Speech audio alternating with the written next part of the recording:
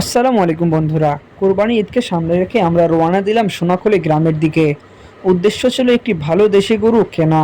ভেবেছিলাম প্রান্তিক খামারি থেকে গরু কিনে আমরা খুব লাভবান হব।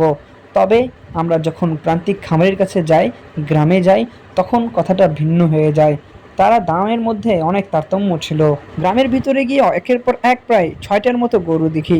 কোনো গরু ছিল দেখতে অনেক সুন্দর, আবার কোনোটা ছিল বেশ বড় সড়ো আর শান্ত স্বভাবের। আমরা প্রতিটি গরু খুব মন দিয়ে দেখি, মালিকদের সাথে কথা বলি, দাম জিজ্ঞেস করি এবং দরদাম করি।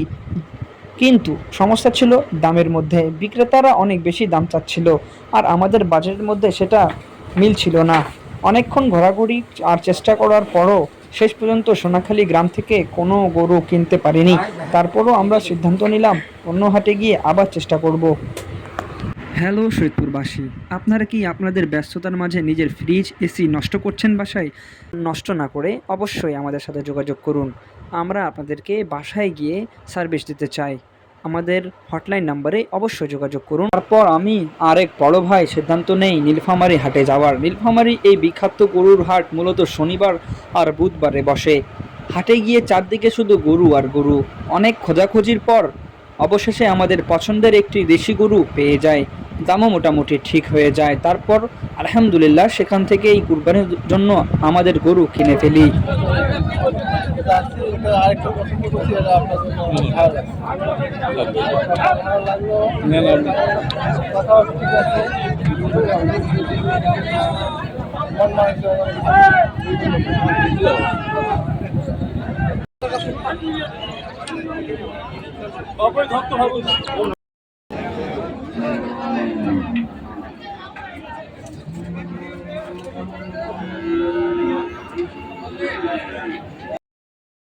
এখন পর্যন্ত আমরা দুইটা গরু নিলাম, একটা আমার বন্ধু নিছে। এই দেখেন একটা গরু, এই গরুটা নিছে আমার বন্ধু। দেখেন বন্ধু, গরুটা কত দিয়ে নিছো? 1,13,000 টাকা। খুব সুন্দর গরু নিছো। আমরা এখন আছি নীলফামারী হাটে। এখন আমরা এই যে গাড়িতে করে চলে যাব সৈয়দপুরের উদ্দেশ্যে। আমরাও গরু নিলাম, পিছনে আমাদের গরু বান্ধা আছে এবং আমরা এখন নীলফামারীতে আছি। নীলফামারী থেকে এখন আমরা চলে যাব বাড়ির উদ্দেশ্যে।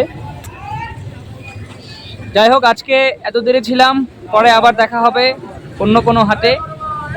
কালকে বৃহস্পতিবার নতুন একটা হাটের ভিডিও আসবে এবং শুক্রবারের দিন আমাদের বিশাল ঝিলাপির হাটে আপনাদের সাথে দেখা হবে।